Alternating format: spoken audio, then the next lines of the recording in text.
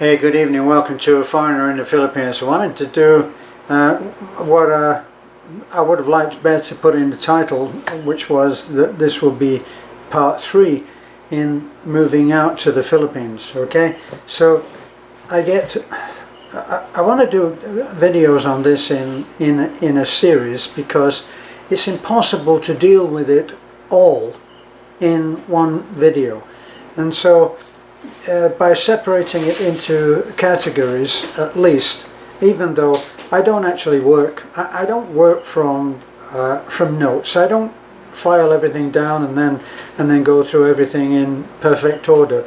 I deal with random thoughts as they come up, and you have to kind of deal with that sort of talk. I haven't rehearsed any of this. Turn the camera on, and then I start to talk, and as it comes is what you get. But just to give you a quick the bum's rush through what you should have looked at in the other videos, my recommendation is that rather than find somebody, and we're talking about what I think of as an ideal scene, if you could have everything just perfect and have it all work out great, and as long as, just a disclaimer, as long as you're not coming out here as a sex tourist, as long as you're not a booze artist, as long as you're not a scammer, as long as you're an honest, decent person who's looking for an honest, decent person to spend their life with. Now, given those provisos, if you've got that, then, you know, I'll hope to help. If not, you shouldn't be looking at my stuff anyway, because if I've learned one thing in my long life, I've learned that in the end your life is based on how ethical that you can be.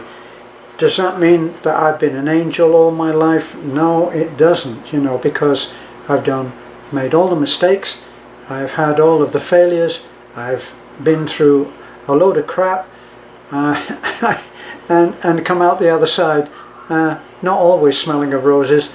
But I learned a lot of lessons, and being honest to the best of your ability, being honest and truthful, and trying to give the person that you're going to hoping to spend your life, the rest of your life, what's left of it, is going to be dependent on how honest you can be with that person. So, given that, Beth and I have been married for 7 years. It's an impossible situation. I'm 50 years older than my wife. Now, I'm in pretty good shape. I've led that kind of life where I haven't gotten into any of the bad stuff, never was a great boozer, never was a great, never did the drugs, never did any kind of recreational drugs, and I never did very much. I mean, I've taken an occasional pill for a headache and found that was a waste of time. So I'm not on any kind of medication, even though I'm actually 81 years old, heading into my next birthday, 82. I'm still very active. I don't believe that you should stop being active simply because old age is the years are starting to go faster than you can walk. So all of that, given all of that, if you are coming out here and if you're anything like most of the people that write to me, they're tired of the regulation, they're tired of the way that their country is going, and they hope that they'll be able to come out here to the Philippines and have really a much simpler way of living. Now, I believe you can have that, right? But there's a price to be paid. For all of this, you cannot come out here and not pay any dues. So you've got to pay your dues. Now, as I said, I work on random thought, so let's just take it from the beginning. You're tired of where you're living. You don't like the regulation. You don't like, I don't know, you don't like the politics. You don't like the way it's going, and you want to come out and have a new life, have a new start. You may be coming, like I did, from a really stressful, unhappy breakup, and I came out here. I came out, first of all, I ran away to America, and I thought it was going to work there, but I took my kid with me. That was the way that it worked out. I was a single parent. I didn't have, even though I love America, I think it's just such an incredible place, and I'm very sad at the way that things are going at the moment, but it somehow didn't suit me. Now, once my son was grown up, I'd gone through yet another bad marriage and divorced. I was at that tail end. Well, I was through the whole thing on the real estate collapse, when you could go and you could get into a house by borrowing the money, and you could actually get into a house, even though really the very good likelihood was that you wouldn't be able to keep up the payments. Well, the way that it happened was the bottom fell out of the market, and suddenly I'm paying on a house that was valued at $283,000, that eventually, like most other people, had to stop making the payments, and I stayed in the house until I had to leave.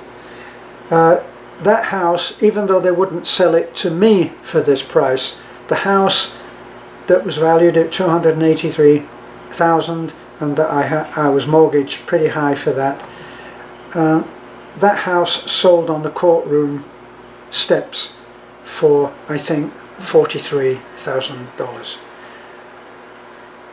They could have let me stay there. They could have let a lot of people stay for the real value of what their house was, but they didn't, and then they got bailed out by the government. But that's another video, isn't it? Yes, and I'm sure that lots of you people who are watching this and are actually heading out here for similar reasons to what I did, then you will know what I'm talking about. So my ideal scene was if I sat down and thought, well, if only I'd done it like this. But of course I can't undo any of it, and I wouldn't, because the way that it's worked out has suited me very, very well. I've been blessed, unbelievably blessed in the way that my life is now worked out. I live in a place where even if I won a great deal of money, I wouldn't move out. I'm living in a little house that I built myself, and I've recently remodeled. Had some help this time remodeling from a very good builder who happens to be the partner of my sister-in-law. So that's all worked out very well, and Beth and I are very happy with this little house that we're in. Small but beautiful. So all of that has worked out very well. Could it work out for you? Now, I believe it's very much in the attitude. Now, if you see the new age thing now, The Secret, you know, as long as you can project it with your mind that what you want is a certain way, then you can have it. And for those of us who are very good at projecting exactly what we want, that may well be true. What I think is perhaps more realistic is that you can sit down and you can work out what you would actually be able to live in as a lifestyle. So this was part of the other two videos. So you work out whether you want to be a mountain man, you work out whether you want to live on the beach. You'll be able to live in the mountains a lot cheaper than living on the beach, because everybody thinks that they want to live on the beach, and then they get there, and walking up and down the beach every day it's not always as interesting as they think. And the trouble is, if you want to get into a different kind of lifestyle, very often the people that will be there going to the beach every day and walking around in scuba diving gear and going out on power launches and doing all of that may not be to your liking. Now, I have very, very few expat friends. It's not a choice that I make, but that's the way that it's worked out. Now, obviously, it is better if you're coming out. It's better if you can come out to some kind of a support system. Is that going to always work? Well, as I say, choose your location. Your location will give you your lifestyle, and then when you've got your location sorted out, and perhaps you've come out here and had a look and said, yes, I can see me working, I can see this working, and I could, we'll say my town is Taliban, okay? So it's a scruffy little town. The dogs have decided to join me on the video. So it's a scruffy little town. It's a port town. It's growing fast, going too fast for my liking. But let's say that you've been out and you've stayed in a modest little, depending on your kind of money situation. If you're like me, you'll have stayed somewhere modestly priced, and you'll have had a look around, and you'll have walked around. And if you're looking for a partner, you'll have looked at the women that you would see in your everyday lifestyle. You know, you go out, you go to the shops, you go and have your hair cut, you go, you know, if you are into having a quiet beer, that's your choice, and that's how you would like to live. I have a friend, Michael. He likes to go out and he likes to go to a local restaurant and he'll have a beer, and that's his lifestyle. If I go out with him, do I have a beer? No. And we go to a place where other people are not drinking in excess. I think that that's important. I don't think that by going out and being in a place where a lot of people can have a lot to drink, and you're the only guy there who's a foreigner, not a healthy situation. Work that one out for yourself. I worked as a musician. I was 8 years in the army from the age of 15. I spent eight and a half years in the army, came out knowing nothing about paying a gas bill or a power bill or what the hell to do with my dry cleaning. I didn't know any of that, hadn't learned it in the army, and I had to learn all of that. Got married too soon. All the usual mistakes that people make when they are not set up for life. Now, being hardly being a fast learner, but I have worked out what is good for me and what works for me. So I'm in a location that I'm happy with. I'm with a lady that I've married that I'm very happy with and would marry again. We've been together for 7 years. When we first saw each other, she looked at me and said, he's too old, and I looked at her and said, she's too young. But we continued to talk, and then gradually got to know each other, and we got married, and it has proved to be the right thing. Now, one of the things that I think is important is you've got to have in mind the same kind of lifestyle. This is the point. Now, I've spoken to other expats who have wives who say the same thing. But for a long time, Beth would dreamily talk about a job abroad. Now, it's in the psyche of the Filipino to work abroad, because they have their own life and lifestyle they hold it in disdain. They don't think it's really worth that much, and they think that going abroad and working at 2 or 3 jobs like a dog and sending the money home is the way that their life should go. Well, Beth has quickly realized now, maybe not quickly, but she has realized that the life that we have, we are very fortunate to have. We share the same mission.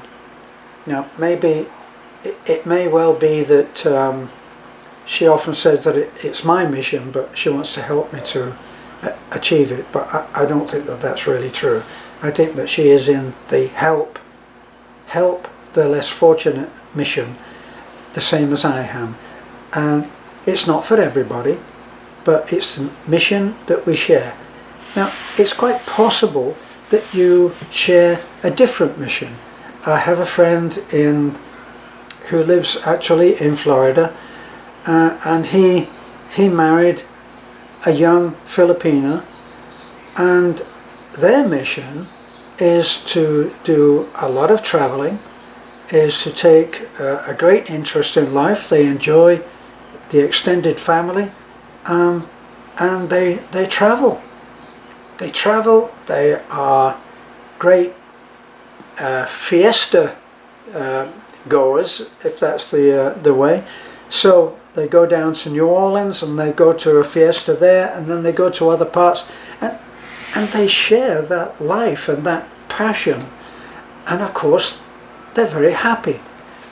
Now, so this is quite important, is that you need to go out. Once you get to your ideal scene, your ideal location, you have the money to be able to live. If you have a pension, I already went into that you would work out that you can operate quite successfully on an ATM card. I have two, just to recap again, I have 2 small pensions. One is very small from the UK, and there's a lesson to be learned there in a moment. And the other one is a slightly less disgraceful pension from my time spent in the US. Now, when it's an ATM card, and that's your link to reality, of the first world reality, you can go and you can get, at a price, you can draw 10,000 at a time. Now that's 10,000 pesos. Right, so what everybody does is they go down, they draw 10,000 pesos. I know someone who has the time limit, sorry, the time difference, he has it carefully worked out. So let's say that the changeover from Monday to Tuesday is at 4 o'clock in the afternoon here. He goes down, and at 10 to 4 he makes his 10,000 pesos withdrawal, and then he comes back 10 minutes or 20 minutes later, or half an hour after he's gone to lunch or whatever, and he can do another 10,000, so he's going home with 20,000. Now, you can do all of that. That's all very simple to do. The difficult part is in learning how to be a part of the culture that you have now joined. And I think that this is where there's a lot to be done, a lot of work to be done. Now, part of the reasons why we don't have a lot of expat friends is because of suitability of those friends. Now, suitability would mean that they don't suit me, and evidently I don't suit them. So it's the parting of the waves. Or is it the ways? I don't associate with people who do not reflect my beliefs in life.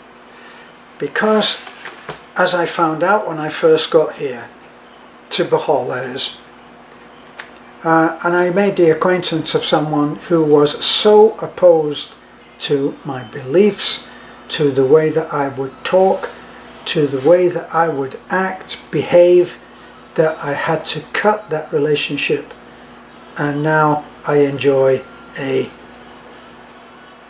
never seeing him, and it works very well. Now, one thing that I do agree with when these they're not new ages, but it's a slightly different way of thinking, and that is where they go into the psychology of what a relationship is about.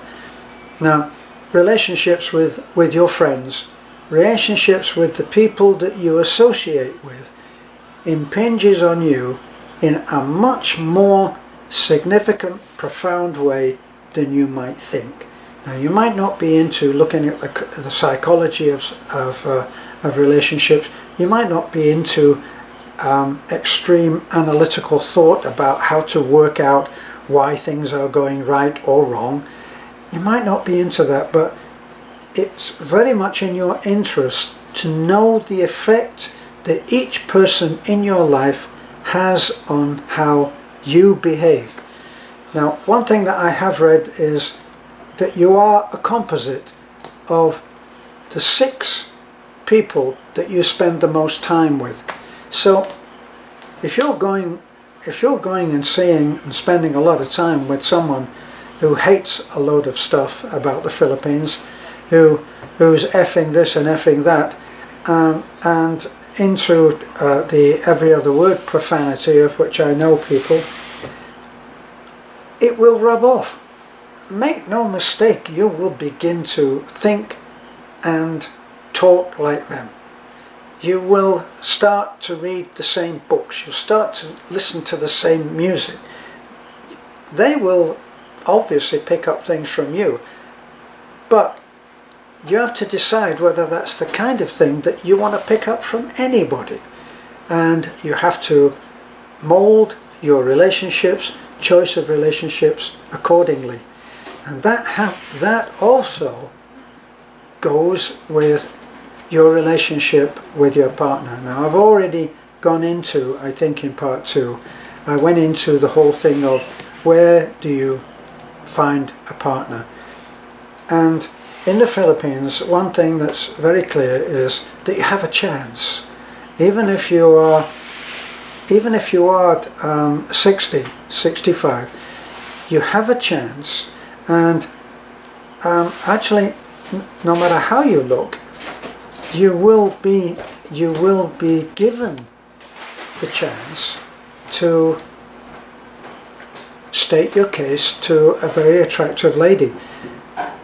Probably in amongst that, you would have to do a lot of self-selection, and you would have to work out who was in it for what.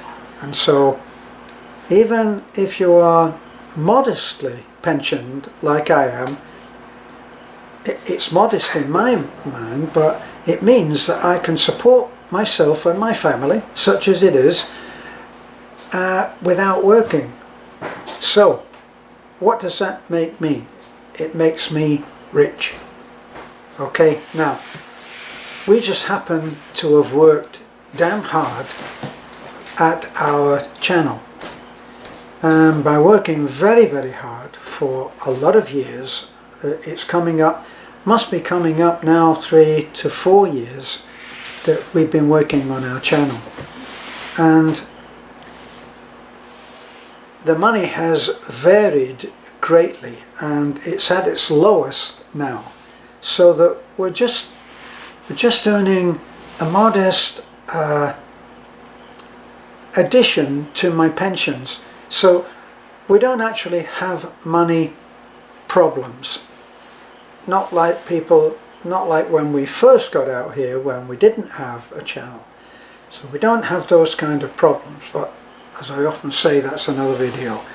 So you come out and you find someone. Now, when you come out here, if you have done it, my pretend ideal situation, you found a place you want to live, you went out there, you decided you like it, you make your move, you sell up, you bring all of your resources with you, you come out with a nice spanking new ATM card, and the bank know where you're going, and they'll very soon know your address. You make sure that when you are here, you send the letter, what I call the dead or alive letter. In the UK they call it a life certificate, which, as I promised you, a lesson to be learned here. Right now the UK have stopped my pension. Now the reason they've stopped my pension is because during the pandemic, they, just prior to the plandemic I should say, they had sent me the life certificate. Now what they do is they send you obviously they send you a letter, and inside that letter is an envelope which is addressed back to them, and that's the envelope that you're supposed to put your life certificate in. Your life certificate in essence says, I'm alive and well, please continue to send me my pension, and you mail it off. Now that was the challenge, because when we went to the post office they were not sending anything out, because Bohol is a small island next to another relatively small island of Cebu, and nothing was getting out because of the pandemic. So what could we do? We had to assume that the government would know, well, wait a minute, the world is in lockdown, so nobody's going to be sending these envelopes in. Well, I got the envelope, we filled it out, put it in, put the stamps on it, and then I carried it around in my bag for about 7 or 8 months. And then finally they opened the doors and I was able to send off the letter. In the meantime, they've stopped my pension. Now, we're doing okay, we can manage without that. We just look at it as money saved, because it will be reinstated, because they now have the paperwork which they will realize was halted and was delayed because of the pandemic, and they will reinstate with back pay whatever they owe, and it will all come right. If it's the US, it might be a little bit more difficult. You might have to go through to the US Embassy and find somebody there who's willing to listen to you. I did. I found a guy who worked very hard when my US pension was stopped when we first got to Bohol. And he eventually got the pension reinstated. So you're going to have these little things. I went to the bank a few weeks ago. I went to the bank to withdraw 10,000 on my ATM card from America. It came back out, gave me the card back out. It says, sorry, cannot process this. But I found out when I went over to the other bank where the ATM was, when it was working, I found out that they deducted the money anyway. So complaints, go back again, and now we're going to have to get through to the American bank, tell them what's happened, and I'll get the money eventually. It's just a big hassle.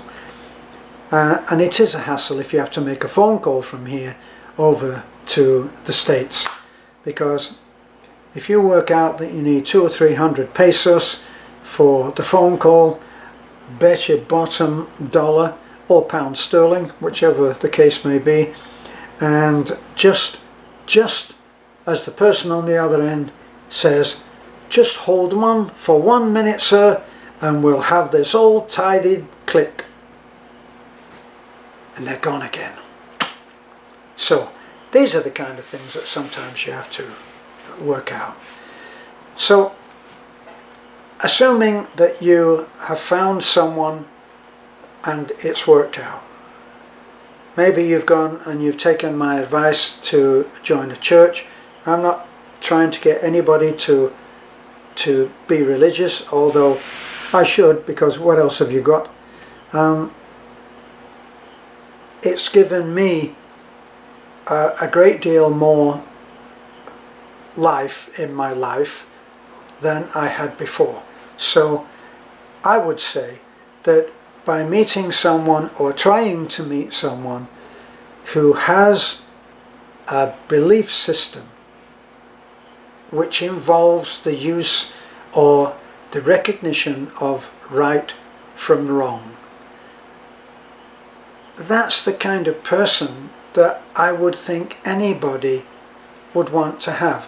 Now, when I went in the bank today, I went into the bank, I had to talk to someone about my lost 10,000 pesos, and there's a very attractive woman is serving me, well turned out, nicely groomed, good English, and you know, pretty well almost any guy would be lucky to have such a lady as a partner.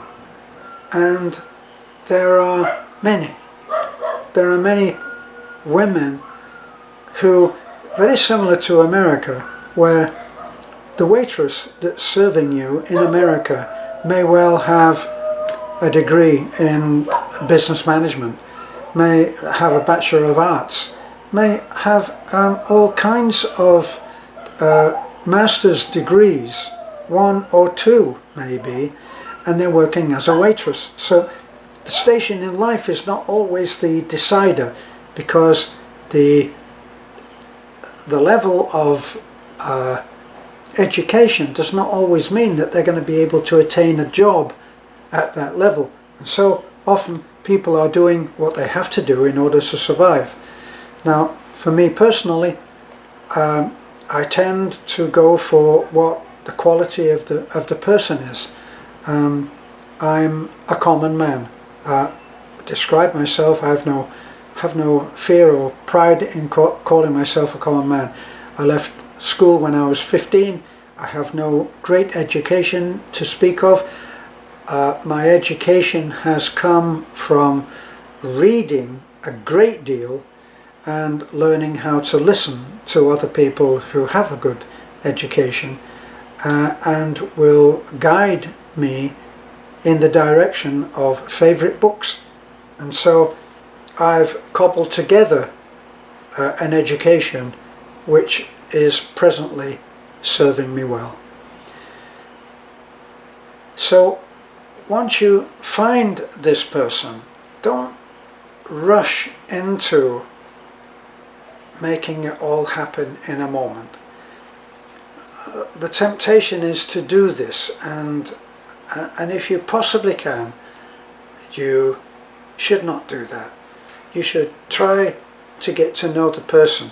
I mean, these are, you know, this is all fairly, it's fairly bread and butter advice, isn't it? You know, you get to know the person before you find out whether it's going to work. I didn't follow this advice myself. Beth and I knew each other for a relatively short time when I realized that I would be very lucky to have such a lady in my life, and I knew that I better marry her fairly quick before she upgraded the prescription on her glasses. That's a joke. So you're going to have to look at and try to decide whether that person is going to be right for you. And there will be all kinds of changes which you will have to make, because in the Philippines, especially if you followed my advice about going to a place, finding the place you want to live, go and have a look, get a place to rent, then find a lady who lives in that area.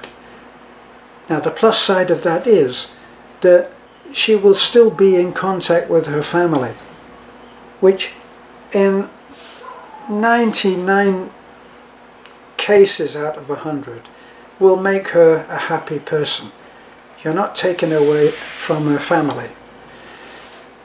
And the other plus is that if you have been and met that family and you like them and they like you, now that's not whether they're quite happy for you to marry their daughter because they think that you've got money and you'll be able to support everybody on the planet. That's not that. It's when there's a genuine respect and liking. and only you can decide whether that's the truth. But I love my extended family, and I don't have any family left at my age. You can understand I've outlived most of the people in my immediate family. So I enjoy being in the midst of a family. Now here's something that you'll have to be aware of. And you may think, oh, that's not going to affect me. But you'll have to work out how to deal with being alone in the way that not speaking the language makes you.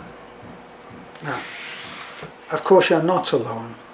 Every evening I go down with Beth and we have dinner at my mother-in-law's. Now, that sounds like we travel down the road in the truck. We don't. We walk down a few steps and there's Mom's house. And we go and we have dinner as a family. Right? And I enjoy that. But I have learned to be alone in a certain special way, in that all of the talk is in Visayan, and I don't speak Visayan. I know that you're rightly going to say, well, that's your fault, and it is. The older that you get, it's not just an excuse, it's more difficult. Well, the answer to someone who says, well, it's more difficult when you're older, the answer to that is, so work harder at it, which is what I should be doing, and I am trying to do. So eventually that will come. It will come because I've decided that I want to do that, because I realize that I'm missing out on so much of the life that I'm actually able to share with. So I need to be working on that, and so will you. And you'll have to decide which language you're going to use. For me, it's the choice between Visayan and Tagalog. Why would I use and learn Tagalog instead of Visayan? Visayan is the local language, everybody speaks it because this is where we are, and Tagalog is the national language. I can go anywhere in the Philippines, speak Tagalog and be understood. Now I say that, but my mother-in-law doesn't speak great Tagalog, but she does understand it. Why would you learn Tagalog? Well, everything that you see on television is in English or Tagalog. So Tagalog allows you to look in on what's happening in the world as reported in the Philippines. And we don't need to say any more than that. So by learning the language, you would actually be able to be much more integrated into the society that you've pushed yourself into. Now, if not, you need to be able to be self-contained. Now, for me, I feel that I've been a foreigner everywhere that I've ever been, and that's in the place where I was born. I felt like a foreigner, and I've learned to deal with that. Maybe that's when you are, in spite of what you may think, you may think that you see before you someone who is speaking to an audience, but I'm not speaking to a great audience. I'm speaking to a camera. I know in my mind that there's an audience out there, but I'm just in my living room and I'm talking. And I'm able to do that because I've had a lot of training. I've been a musician, performer, singer, all of my life. I went to Toastmasters Inc. And Toastmasters teaches you how to do public speaking, and I went and I received a great deal of training, and I'm able to do what I do because of that training. I'm very grateful to Toastmasters and would recommend it to anybody who wants to overcome their fear of being able to speak unscripted, just pulling the random thoughts out and trying to formulate them into something that's coherent and that makes sense. So that's where I am. But I am actually a self-contained person. I don't feel lonely when I'm alone, and I certainly know the difference between sadness and melancholy. I know the difference between these words, and so I'm able to fit in with this kind of lifestyle. Now, unless you're going to come out and you're brilliant at languages, or you spend several hours a day studying the language so that you don't feel this barrier around you of language, then you'll be okay. If you can do that, you're going to be great. But if not, you're going to have to be able to deal with the fact that a lot of what is happening around you, you don't understand. And that can make quite a difference. So that leads you on to having to learn something else, and that is patience. You need to be able to be patient. So no point in going, what's happening? No point in doing that. When I came out here, I would take everybody to church. So we got the first multi-cab, the first vehicle, and now we're going to take everybody to church. So there's, let's say that there were 8 or maybe 10 people who were going to go to church. Now, I'm a Brit. Lived for a long time, 20 years or something in America. 8 o'clock is 8 o'clock. As a musician, 8 o'clock was not 8 o'clock. 8 o'clock was 7:45 for 8. So I would be at any appointment at 1:45, ready to go on stage, ready to do what had to be done, 15 minutes before the official time. And so coming out here, you then come up against what's called Filipino time. And Filipino time is quite different. I can remember being held up waiting for 2 hours on an appointment. When Beth and I you're required to do, go to a talk, and the talk is about being married and the problems of marriage and all of this, and they have a couple of speakers. The whole audience waited 2 hours because one of the speakers was late. And they come on, no apology, and nobody is getting upset about it. Well, they must be late. So non-confrontational, they just accepted it. And that's one of the things that you will find very, very difficult. People don't get in line when they're waiting to be served. Now, as a Brit, the way that I would do is I would go, and if it was in a hardware store and there's no line, there's just a lot of people standing there, I know that the guy who is serving, he knows who came in when, and he will serve you when it's your turn. So you wait, and then when it's your turn, he'll say, yes, so what can I do for you? Here, if you do that, you may not have a beard when you get there, but you'll certainly have a beard by the time you get served, because they will assume that if you don't speak, you're not ready to be served.